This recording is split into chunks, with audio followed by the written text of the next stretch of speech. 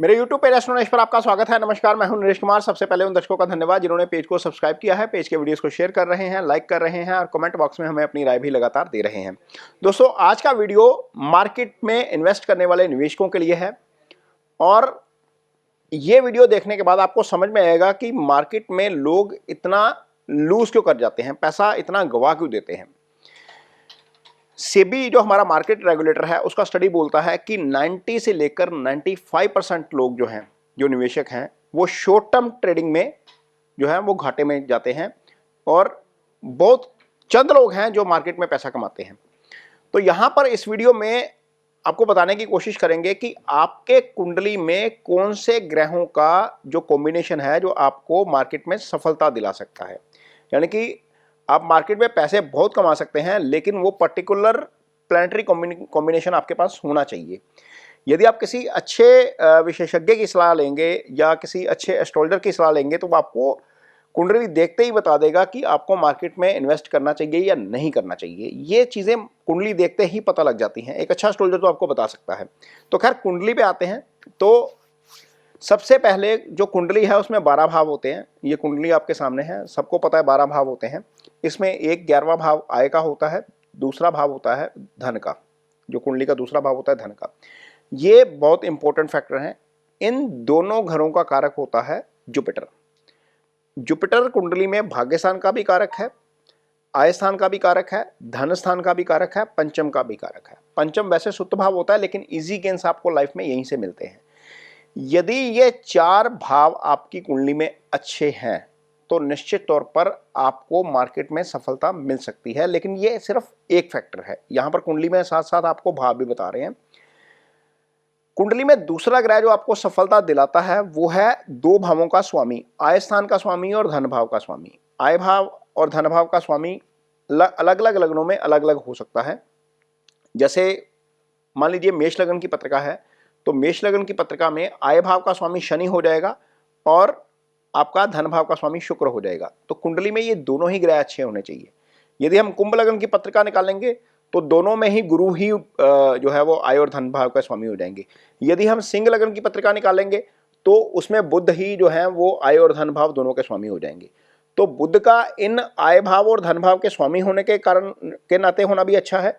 बुध का मार्केट का ट्रेड का कारक होने के कारण भी जो है वो कुंडली में होना अच्छा है।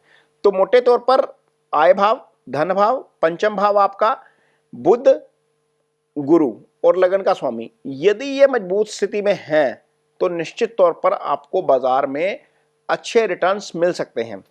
लेकिन ये सारे ग्रह अपनी जगह ठीक है। एक ग्रह जो सबसे ज्यादा इंपॉर्टेंट रोल प्ले करता है और जिसके बारे में बहुत कम चर्चा होती है वो है आपका चंद्रमा। चंद्रमा आपके इमोशंस का कारक है। चंद्रमा के कारण ही आप मार्केट में ग्रीड या फियर फैक्टर के शिकार हो जाते हो, क्योंकि मार्केट में इमोशंस का ट्रेड ज्यादा होता है, पैसे का कम होता है। आपको जो सौदा सस्ता लग रहा है, हो सकता है वो मुझे महंगा लग रहा हो, मैं उसमें से निकल जाऊंगा, आप उसको खरीद लोगे। ये दोनों के इमोशंस के ऊपर डिपेंड है।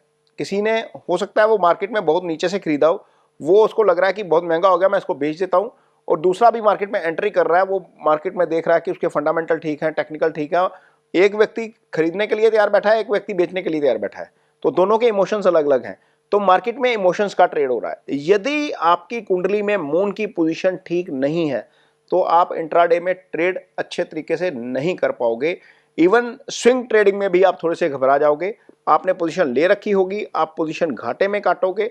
मान लीजिए आपने एक लॉन्ग टर्म पोजीशन ले लिया, आपको लगता है कि मैं मार्केट में पैसा लेके निकलूंगा और आपके पास सारे टेक्निकल फंडामेंटल सब कुछ ठीक है, आपको लग रहा है कि ठीक हो जाएगा, कोई दिक्कत नहीं है और मेरा जो ट्रेड है वो ऊपर ही जाने वाला है, शेयर ऊपर ही जाने वाला है। आपने वो शेयर 100 रुपये में खरीदा, 120 पे गया, आपके मन में या तो ग्रीड आ जाएगा या फियर आ जाएगा, यार कहीं ये गिर ना जाए, 20 रुपये आ रहे हैं, काट लेता हूँ। आपने काटा, शेयर भागा 150 के ऊपर, तो वहां क्या हुआ, फिर आपके हाथ में नहीं आएगा वो, फिर आप उसको 130 पे दोबारा खरीदोगे। ये तब होता है जब आपका मून कॉम्प्रोमाइज हो जाता है। मून की पोजीशन आपकी कुंडली में बहुत मैटर करती है। अब 90 से 95% निवेशक क्यों बाहर जा रहे हैं, क्यों पैसे नहीं कमा पा रहे? क्योंकि यहां पर एक और एस्ट्रोलॉजिकल रीजन आपको देने की कोशिश करता हूं कि मून ज्यादा लोगों का खराब क्यों होता है। मून खराब होने के बहुत सारे रीजन है। पहली बात तो मून यदि आपकी कुंडली में 6, 8, 12 में आ जाएगा तो खराब हो जाएगा। मून राहु केतु एक्सिस में आ जाएगा, खराब हो जाएगा। मून सूर्य के साथ आ जाएगा, अल्टीमेटली अमावस का जन्म हो जाएगा, अस्त हो जाएगा। मून शनि के साथ आ जाएगा तो खराब हो जाएगा, मून मंगल के साथ आएगा तो भी खराब हो जाएगा। पाप प्रभाव तो आ ही जाएगा। कुछ कुंडलियों में मून मंगल के साथ आकर लक्ष्मी योग की फॉर्मेशन कर देगा, लेकिन यदि वही मून मंगल के साथ 6, 8, 12 में होगा तो वो खराब हो जाएगा। ये तो एक अलग चीज होगी, ये नंगी आंख से पता लग जाएगा आपको। लेकिन मून जो है कुंडलियों में, किसी भी कुंडली में मून खराब होने की पोजीशन क्या है?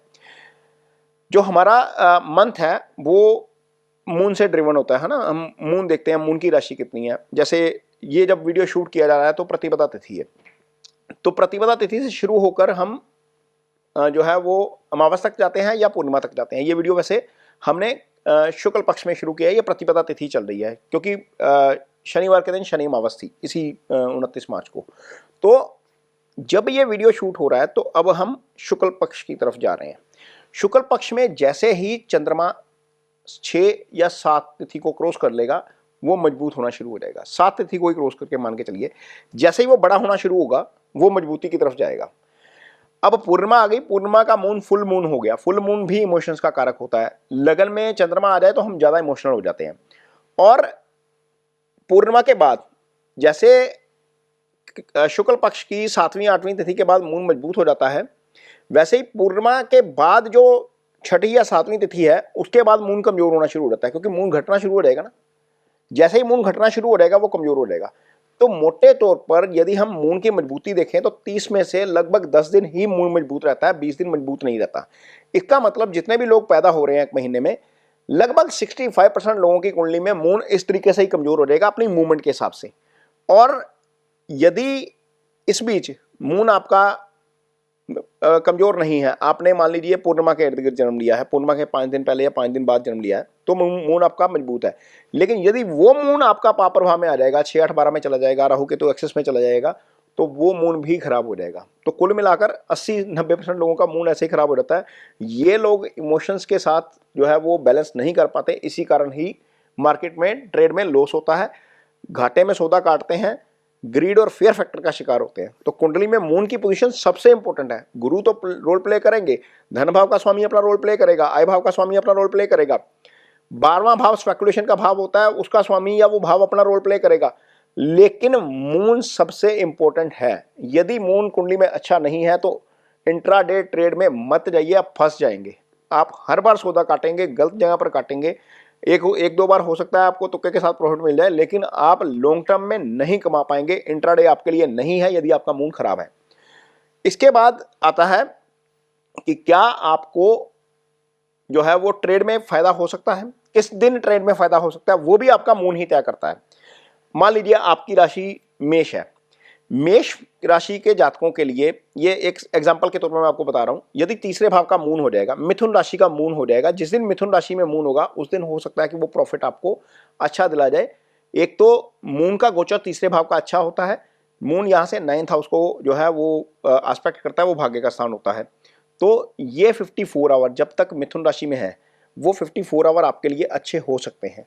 यदि मेष राशि के जातकों के लिए मून 6ठे भाव में है तो भी वो गोचर में शुभ होता है। सप्तम का मून गोचर में शुभ होता है, दशम का मून गोचर में शुभ होता है, चंद्रमा के ऊपर से, आपकी अपनी राशि के ऊपर से मून शुभ होता है, 11वें भाव का मून जो है वो शुभ होता है। इसका मतलब मेष राशि के जातकों के लिए मेष का मून, मिथुन का मून, कन्या का मून, तुला का मून, मकर का मून और कुंभ का मून, ये 6 जगह पर गोचर में मून अच्छा हो जाएगा।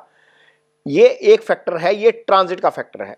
आपकी कुंडली में क्या स्थिति है मून की, वहां से मून की पोजीशन क्या होगी, आपका मून कौन से नक्षत्र में है। और नक्षत्र यदि हम जब हम देखते हैं तो तारा चक्र देखते हैं, तारा चक्र हर कुंडली में होता है। तो तारा चक्र से देखेंगे कि आपका फेवरेट नक्षत्र कौन सा है, क्या मून आज उस नक्षत्र में है। फिर हम देखेंगे समुदायिक अष्टक वर्ग, ये तीसरा चार्ट है जो मून को ही एनालाइज करता है। समुदायिक अष्टक वर्ग में मान लीजिए मेष राशि से आपका मून का गोचर ठीक है, लेकिन समुदायिक अष्टक वर्ग में आपकी मेष राशि की पॉइंटिंग 0 आ गई या 1 आ गई तो वो मून आपके लिए कमजोर हो जाएगा। तो जब एक एस्ट्रोलॉजर इसको एनालाइज करने बैठता है तो आपको बुरे तरीके से बता सकता है आपको कि आपके इस महीने के ट्रेड के दिन कौन कौन से हैं। यदि आप उस कैलकुलेशन के जरिए चलते हैं या उस कैलकुलेशन को फॉलो करते हैं तो बहुत ज़्यादा संभावना बढ़ जाती है कि आप नुकसान से बच जाएं। हो सकता है आपको यदि 20 दिन ट्रेड हो रहा है महीने में या 19 दिन ट्रेड हो रहा है, आपको 9 दिन बाहर ही बैठना पड़े, आप ट्रेड ना ही करें। वो नुकसान से अच्छा है कि आप ट्रेड ना करें। इस एक महीने में हम 8 या 10 दिन ऐसे निकाल सकते हैं जब आपके मून की पोजीशन आपके चार्ट के अकॉर्डिंगली बहुत फेवरेबल होती है। तो यदि वो 8 या 10 दिन कोई एक एस्ट्रोलॉजर आपके चार्ट को देख के एनालाइज कर ले तो निश्चित तौर पर आप बाजार में लॉस में नहीं निकलेंगे। सिर्फ एक फैक्टर, यदि हम इमोशंस को कंट्रोल कर पाए तो हम बहुत सारा पैसा नुकसान होने वाला बचा लेंगे, हमारे मुनाफे की गुंजाइश जो है वो थोड़ी सी ज़्यादा बढ़ जाएगी। ये एक जो वीडियो बनाया है ये एस्ट्रो एनालिसिस के लिए है सिर्फ, इसमें कोई भी कहीं ट्रेड की सलाह नहीं है। जैसे मैंने मेष राशि को बोला कि तीसरे, छठे, 7वें या राशि के ऊपर से या 10वें, 11वें से है चंद्रमा, तो आपको फायदा हो सकता है, निश्चित तौर पर फायदा हो सकता है, आपका वो दिन अच्छा रह सकता है। लेकिन ये जरूरी नहीं कि उस दिन आपको ट्रेड में भी फायदा हो जाए, उसके लिए आपके दूसरे फैक्टर भी काम करेंगे, वो आपकी इंडिविजुअल कुंडली के ऊपर डिपेंड करेगा। तो ये वीडियो आपको कैसा लगा इस पर कमेंट बॉक्स में अपनी राय जरूर दीजिए। यदि ये वीडियो अच्छा लगे तो उसे शेयर जरूर करिए, पेज को सब्सक्राइब जरूर करिए और कमेंट करके मुझे ये बताइएगा कि कितने लोगों को मार्केट में लॉस होता है सिर्फ अपने इमोशंस के कारण।